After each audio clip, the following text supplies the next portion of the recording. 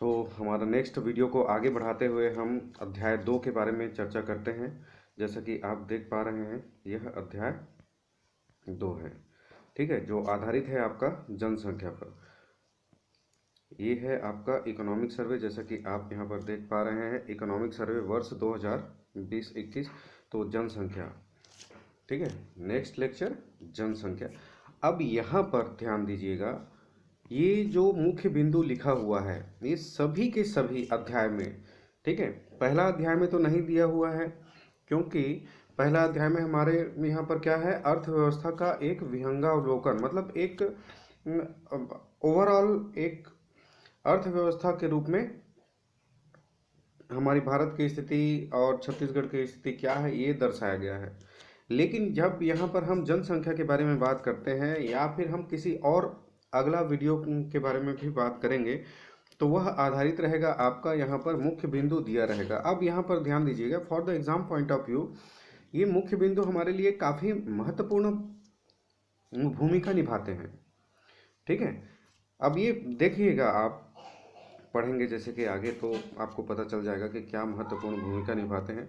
So let us talk about our today's discussion topic which will be based on census, जिसको हम लोग हिंदी में जनसंख्या कहते हैं, और यह आधारित है आपकी छत्तीसगढ़ की जनसंख्या पर। सो स्टार्ट करते हैं।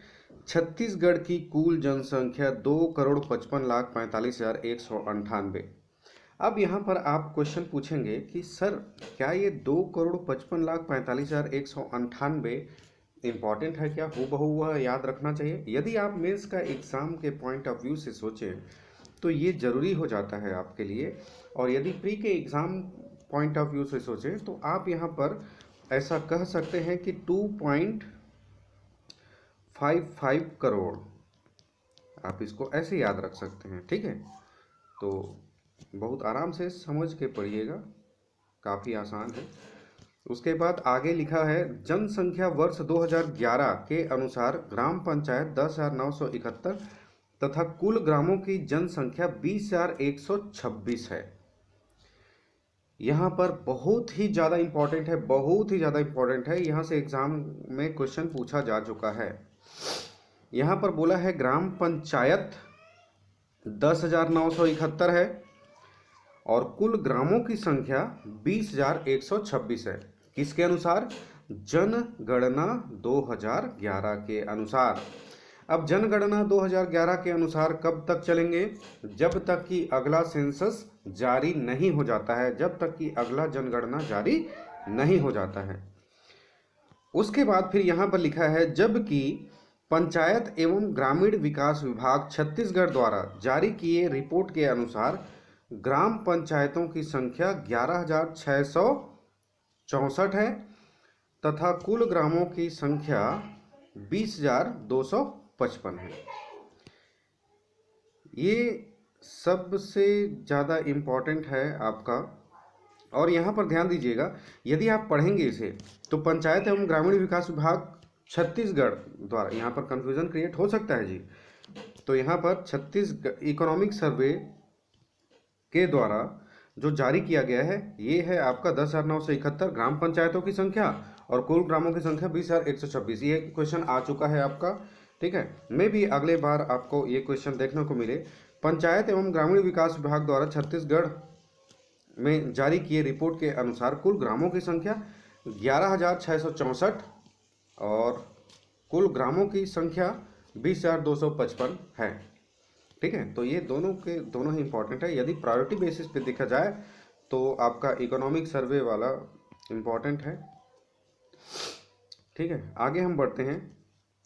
जनगणना वर्ष 2011 के अनुसार छत्तीसगढ़ में कुल लिंगानुपात, अनुसूचित जाति लिंगानुपात, अनुसूचित जनजाति लिंगानुपात तथा 6 वर्ष से नीचे जनसंख्या के लिंगानुपात क्रमशः 991, 994, 1020, 669, ये सभी के सभी इम्पॉर्टेंट हैं आपके, आप किसी को भी नहीं छोड़ सकते। तो यहाँ पर ओवरऑल यदि हम लिंगानुपात के बारे में बात करें, ओके, यदि हम लिंगानुपात के बारे में बात करें, मैं इसको थोड़ा सा और बड़ा कर देता हूँ, ठीक है। यदि हम लिंगानुपात के बारे में बात करें सॉरी, यहाँ पर ध्यान दीजिएगा, छत्तीसगढ़ में कुल लिंगानुपात आपका 991 है। उसके बाद फिर हम थोड़ा दूसरा कलर ले लेते हैं। अनुसूचित जाति लिंगानुपात 994 है। ठीक है। अनुसूचित जनजाति लिंगानुपात 1020 है। 6 वर्ष से नीचे जनसंख्या के लिंगानुपात कितना है?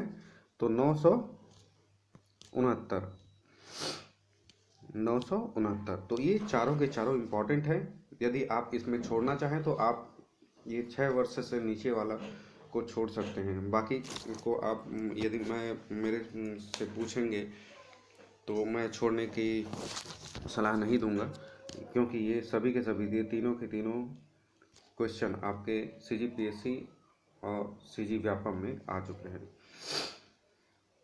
लिंगानुपात 991, अनुसूचित जाति 994, 1020। आप यहाँ पर देखिए क्वेश्चन के पूछने के तरीके काफ़ी वेरिएंट हो सकते हैं, है ना। जैसे कि वो पूछ दिया कि लिंगानुपात को बढ़ते क्रम में व्यवस्थित कीजिए, तो बोल दिया वो अनुसूचित जनजाति, अनुसूचित जाति और कुल लिंगानुपात। ओके, तो इस क्रम में आपको जमाने आना चाहिए। ठीक है, और वो जमाएंगे कब? जब आपको याद रहेगा। तो आगे बढ़ते हैं हम। छत्तीसगढ़ राज्य में आकांक्षी जिलों की संख्या, ये डायरेक्ट क्वेश्चन पूछा गया था जी। ठीक है, प्रीवियस टाइम।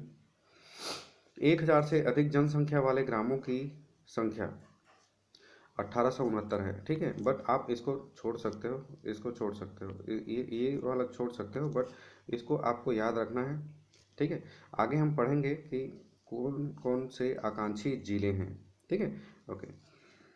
तो थोड़ा सा हम आगे बढ़ते हैं। छत्तीसगढ़ राज्य में किशोर जनसंख्या, अनुसूचित जनजाति में प्रतिशत क्रमशः कितने हैं? ठीक है, तो आप यहाँ पर ध्यान दीजिएगा, मोटा मोटी याद रखिएगा। ठीक है, बढ़ते क्रम घटते क्रम में। तो किशोर जनसंख्या का जो प्रतिशत है वो है आपका ये 21.47%, और अनुसूचित जाति का प्रतिशत है 22.81%, और अनुसूचित जनजाति में प्रतिशत है आपका 21.67। तो आपको ये तीनों के तीनों को पहले तो कम से कम ये याद रखना इम्पोर्टेंट है, सबसे ज़्यादा इम्पोर्टेंट पहले ये है। छत्तीसगढ़ राज्य में किशोरों की जनसंख्या, और किशोरों की जनसंख्या, अब ये इम्पोर्टेंट है, क्वेश्चन पूछा जा सकता है आपका 10 से 19 वर्ष के बीच को किशोरों की जनसंख्या जनगणना के हिसाब से लिया गया है। ठीक है ना। तो अब यहाँ पर इम्पोर्टेंट क्या हो जाता है? तो इम्पोर्टेंट आपका यहाँ पर 3 चीज़ें हो जाती हैं, उनकी प्रतिशत 21.47%, 22.81% एंड 21.67%।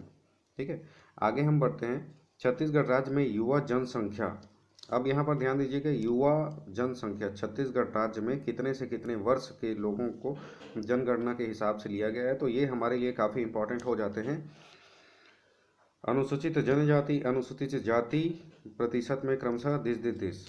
ठीक है, तो यहाँ पर ध्यान दीजिए, इंपॉर्टेंट हमारे एग्जाम के पॉइंट ऑफ व्यू से क्या है उसको हम थोड़ा सा समझ लेते हैं। सबसे ज़्यादा इंपॉर्टेंट ये है 15 से 24 वर्ष से बोला है। छत्तीसगढ़ राज्य में युवा जनसंख्या 15 से 24 वर्ष। ठीक है, अब यहाँ पर कितने प्रतिशत हैं? तो यहाँ पर ध्यान दीजिएगा 19.53%। उसके बाद अनुसूचित जाति का प्रतिशत कितना है? 20.37%। उसके बाद अनुसूचित जनजाति का प्रतिशत 18.99%। ठीक है, तो ये काफ़ी महत्वपूर्ण हो जाते हैं हमारे एग्ज़ाम के पॉइंट ऑफ व्यू से, और इस तरह से हम यहाँ पर मुख्य बिंदु को ख़त्म कर चुके हैं। और आगे हम बात करेंगे, कुछ ये आपको दिख रहा है ग्राफिकल रिप्रेजेंटेशन एंड ऑल, तो ये हमारा नेक्स्ट लेक्चर में जारी होगा। ठीक है, ध्यान दीजिएगा, यदि हमारे प्रीवियस वीडियो को आपने नहीं देखा है तो प्लीज़ वहां जाकर आप हमारे प्रीवियस वीडियो को देखिए, हमारे चैनल को सब्सक्राइब कीजिए, शेयर कीजिए, ताकि यह जानकारी लोगों तक पहुंचे और हमें यह पढ़ने में कि क्या पढ़ना चाहिए, कैसे पढ़ना चाहिए और क्यों पढ़ना चाहिए, और कितना पढ़ना चाहिए, ये सभी के सभी इम्पॉर्टेंट हैं। ठीक है, सभी चीज़ इम्पॉर्टेंट नहीं हो सकता, हाँ, लेकिन ये है कि थोड़ा सा कॉन्फिडेंस आपको रखना पड़ेगा अपने आप पर, हम पर, ताकि हम जो पढ़ें वो परीक्षा के दृष्टिकोण से कितना महत्वपूर्ण है उसके हिसाब से आप अपना तैयारी जारी रखें। तो thank you very much for giving this wonderful support here. और please like share and comment ज़रूर करें ताकि हमें वीडियो बनाने में मोटिवेशन मिल सके और हम और भी इंटरेस्टिंग वीडियो डाल सकें। Thank you.